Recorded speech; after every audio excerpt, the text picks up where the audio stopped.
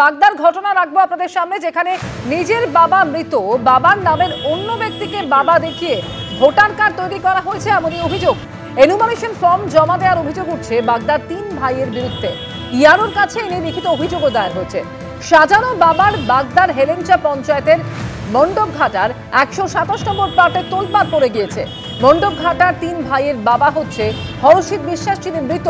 সিঙ্গি গ্রামের অন্য হরষিত বিশ্বাসকে বাবা সাজিয়ে এনুমারেশন ফর্ম জমার অভিযোগ এদের বিরুদ্ধে। 3 জনের কেউই তার ছেলে নয়, জানিয়েছেন জীবিত হরষিত বিশ্বাস।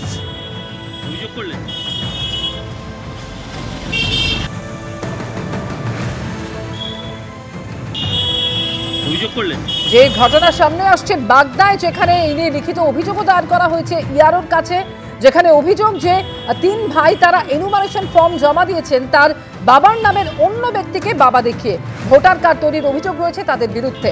মণ্ডপঘাটার 3 ভাইয়ের বাবা হচ্ছেন হরষিত বিশ্বাস, তিনি মৃত, কিন্তু সিঙ্গি গ্রামের অন্য হরষিত বিশ্বাসকে বাবা সাজিয়ে এনুমারেশন ফর্ম জমা দিয়েছেন তারা, এমনই অভিযোগ এই 3 ভাইয়ের বিরুদ্ধে।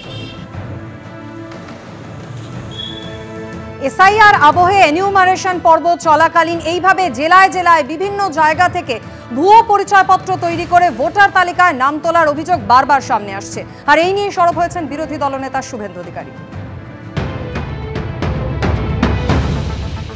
আইপ্যাকের ওই ইতরগুলো কিছু ইয়ারোদের নেতৃত্বে ওই মনোজ পন্থের উদ্যোগে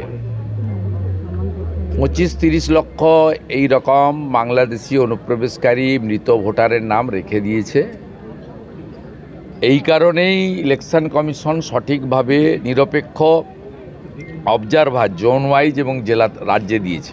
একটাও মৃত double triple entry fake Bangladeshi মুসলিম অনুপ্রবেশকারীর নাম থাকলে আমরা 1 ইঞ্চিও ছাড়ব না। জোন অবজারভাররা বিডিও অফিসগুলোয় ঘোরা শুরু করুন এবং এআই ফটো স্ক্যান করে এই চুরি চামারিটা ধরার ব্যবস্থা করুন। এর বাইরেও আধুনিক প্রযুক্তিতে শ্বশুরকে বাবা, বাবাকে শ্বশুর বানানোর খেলা ধরা যাবে, ধরা পড়বে। সঠিক এসআইআর হলে 1,25,30 লক্ষ লোকের নাম বাদ যাওয়া উচিত। প্রথম রাউন্ডেই 1/2 কোটির বেশি নাম বাদ যাবে।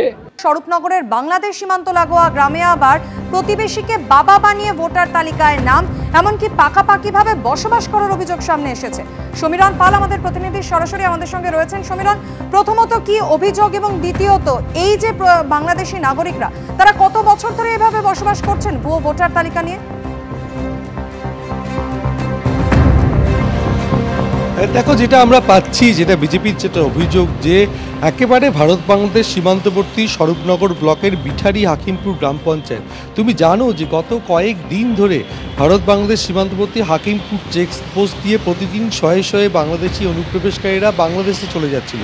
ঠিক সেই পঞ্চায়েত এলাকাতে একজন বাংলাদেশি নাগরিক, যিনি 2017 সালে তিনি পাসপোর্ট নিয়ে এদেশে এসেছিলেন, বাংলাদেশের সাতক্ষীরার বাসিন্দা রেহেনা খাতুন, তার মেয়ে রোজিনা খাতুনকে নিয়ে তিনি বাংলাদেশ থেকে এদেশে এসেছিলেন। এদেশে এসে একেবারে স্বরূপনগরে ভারত বাংলাদেশ সীমান্তবর্তী বিঠারি হাকিমপুর গ্রাম পঞ্চায়েতে ডহরকান্দা গ্রামে বসবাস করছিলেন।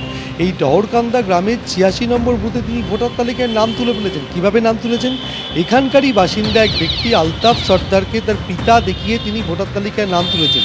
শুধু নাম তোলেননি, একেবারে যে কীর্তি তিনি ঘটিয়েছেন। দ্বিতীয়ত এই মুহূর্তে তিনি তার কন্যাকে নিয়ে মুম্বাইতে থাকেন।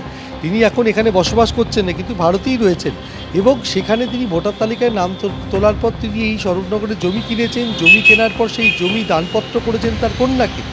এখানে ভোটার তালিকায় তার নাম রয়েছে, এবং শুধু তাই নয়, মুম্বাইতে থাকলেও তিনি, যেহেতু এসআইআর প্রক্রিয়া শুরু হয়ে গেছে, এসআইআরের ফর্মও পূরণ করেছেন, সেটা স্বীকারও করে নিয়েছেন দায়িত্বপ্রাপ্ত বিএলও যেটা জানিয়েছেন তিনি এখানকারই বাসিন্দা, এখানেই আলতাফ সর্দার তারই বাবা, মানে তিনি এই বিষয়ে জানিয়েছেন যে এটা সত্যতা রয়েছে। কিন্তু বিজেপির পক্ষ থেকে স্পষ্ট অভিযোগ করা হচ্ছে যে আলতাফ সর্দার তা এখানকার গ্রামের বাসিন্দা, বাংলাদেশ থেকে এসে রেহেনা খাতুন তাকে পিতা দেখিয়ে ভোটার তালিকায় নাম তুলেছে। এই আলতাফ সর্দার, তার মৃত্যু হয়েছে, তার ছেলে স্বীকার করেছে যে তার বাবার নথিপত্র ব্যবহার করে এই রেহেনা খাতুন বাংলাদেশ থেকে এসে নথি তৈরি করেছে। রেহেনা খাতুন সঙ্গে তাদের কোনো সম্পর্কই নেই। অর্থাৎ রেহেনা খাতুন যে আলতাফ সর্দারকে তার পিতা দেখিয়ে ভোটার তালিকায় নাম তুলেছে, সেটা একেবারেই বৈধ নয় বলে তার ছেলে স্বীকার করে নিয়েছে। অর্থাৎ এইভাবে বিভিন্ন জায়গায় ভারত বাংলাদেশ সীমান্তবর্তী বসিরহাটে বিভিন্ন জায়গায় এইভাবে দেখা যাচ্ছে যে বাংলাদেশ থেকে এদেশে এসে অনুপ্রবেশকারীরা এলাকার বাসিন্দাদেরকে, গ্রামবাসীদেরকে পিতা দেখিয়ে তারা ভোটার তালিকায় নাম তুলছে। আর এটাকে নিয়ে সরব হয়েছে বিজেপি এবং তৃণমূলের পক্ষ থেকে বলা হচ্ছে যে এই আলতাফ সর্দারের পারিবারিক বিবাদের জেরেই রেহেনা খাতুনকে এই ধরনের অপবাদ দেওয়া হচ্ছে এবং তিনি একজন বৈধ ভোটার। কিন্তু প্রশ্ন হচ্ছে, এভাবে বাংলাদেশের থেকে এসে পাসপোর্ট নিয়ে বাংলাদেশের নাগরিক সে দেশে পাসপোর্টে যখন 2017 সালে এদেশে আসছেন, সে কি করে ভোটার তালিকায় নাম তোলে? এই একদমই 8 বছরের বেশি সময় ধরে তিনি কিভাবে ভুয়ো ভোটার কার্ড তৈরি করে এভাবে ভারতে থেকে গেলেন, এটা নিয়ে প্রশ্ন উঠছে। সমীরণ, তুমি আমাদের সঙ্গে থাকো। স্বরূপনগরের বিথারি হাকিমপুর পঞ্চায়েতের দহরকান্দার এই ঘটনায় রেহেনা বা রোজিনার সঙ্গে সম্পর্ক নেই, বাবার নথি জাল করেই তারা ভোটার হয়েছে, এমনটাই অভিযোগ করেছেন প্রতিবেশীর ছেলে।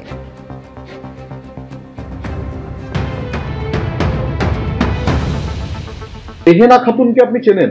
না, আমি চিনি না। আচ্ছা, এটাই তো বলা হচ্ছে রেহেনা খাতুনের বাড়ি। আপনার বাবার নাম কি? আমার অন্য আলতাফ সর্দার, কিন্তু উনি কিভাবে, কোথা থেকে কিভাবে জাল চক্র হয়ে করলো আমি ঠিক বলতে পারছি না। আপনি বলছেন যে আপনার বাবার নাম ভাঙিয়ে উনি ডকুমেন্টস তৈরি করেছেন? ডকুমেন্টস তৈরি করেছে। উনি তো বাংলাদেশি। বাংলাদেশি। রেহেনা এবং রোজিনা দুটোই বাংলাদেশি। দুজন বাংলাদেশি। দুটোই বাংলাদেশি। আপনাদের সঙ্গে কোনো যোগাযোগ আছে? না, কোনো যোগাযোগ নেই। কিন্তু ঠিকানা তো এই বাড়ি দেওয়া রয়েছে ওনার, যে ডিটেইলস ফলস ঠিকানা দিয়েছে। ও কোনো গ্যারান্টি নেই ও কোথায় আছে কি জানি, এখন আজ পর্যন্ত তার খোঁজ নেই। আপনার বোন কি? না। আচ্ছা, তাহলে এই যে আপনি দেখেছেন বাংলাদেশের পাসপোর্ট আছে, আবার এখানকার ভোটার। আমি ঠিক দেখেছি বলতে, ও পাসপোর্ট আছে আপনি এখন দেখলে তাই বললাম, কিন্তু কোথায় কিভাবে করলো, কিভাবে জাল চক্র হয়ে করলো আমি ঠিক বলতে পারবো। আপনার সঙ্গে কোনো কানেক্ট নেই ওর সঙ্গে আমার। আলতাফ সর্দারের ছেলের বক্তব্য আপনারা শুনলেন। আলতাফ সর্দার হলো সেই প্রতিবেশী যাকে বাবা বানিয়ে ভোটার তালিকায় নাম তোলার অভিযোগ উঠেছে বাংলাদেশি নাগরিকদের বিরুদ্ধে। আর এই গোটা ঘটনা নিয়ে বিএলওর কি প্রতিক্রিয়া শোনাবো।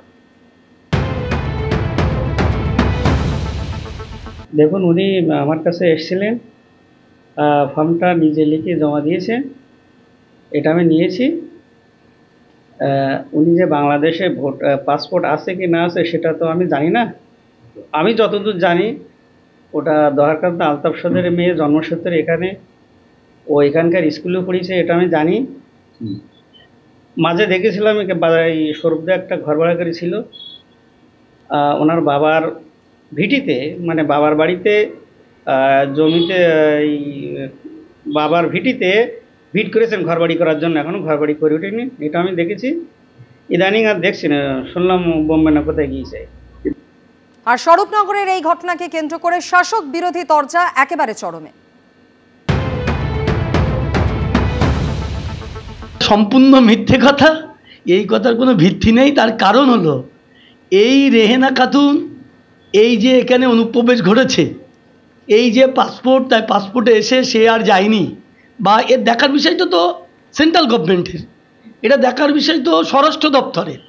সে কিভাবে পাসপোর্টের মেয়াদ উত্তীর্ণ হওয়ার পরেও এখানে থাকলো, সেটা তো তৃণমূল সরকার দেখবে না, দেখার কথা হলো স্বরাষ্ট্র দপ্তরের, কারণ সে বৈধ পাসপোর্ট নিয়ে এদেশে প্রবেশ করেছে। তো যাই হোক, এই রেহেনা খাতুন বর্তমানে এই গ্রামেও থাকে না, আমরা যেটা খোঁজ নিয়ে জানলাম সে এই গ্রামেই থাকে না, সে কোথায় থাকে আমার জানা নেই। আর বিজেপির যে এটা রাজনীতি, এটা বিজেপি বুঝতে পারবে 2026-এর নির্বাচনে।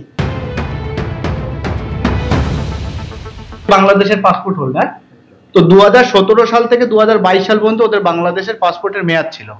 তারা এই দেশে এসছে এবং জমি কিনেছে, এবং রেহেনা খাতুন যিনি এখানকার ভোটার, তার এপিক নাম্বার হলো YDY 1682699, দরকান্দার 86 নম্বর বুথে অংশে ভোটার, এবং তার ভোটারের ক্রমিক সংখ্যা হলো 880। আমরা বলতে চাইছি এবং অভিযোগ যে প্রচুর বাংলাদেশি যারা এই দেশে ভোটার লিস্টে নাম তুলে রেখেছে, ভোটাধিকার তাদের আছে, তারা ভোট দেয়, এবং এর জন্যে এই ভুয়ো ভোট নাম যাতে কেটে না যায় তার জন্য তৃণমূল লড়ছে, এবং এই ভুয়ো ভোটেই তৃণমূল এতদিন জিতে এসছে। এবিপি আনন্দ, এগিয়ে থাকে, এগিয়ে রাখে।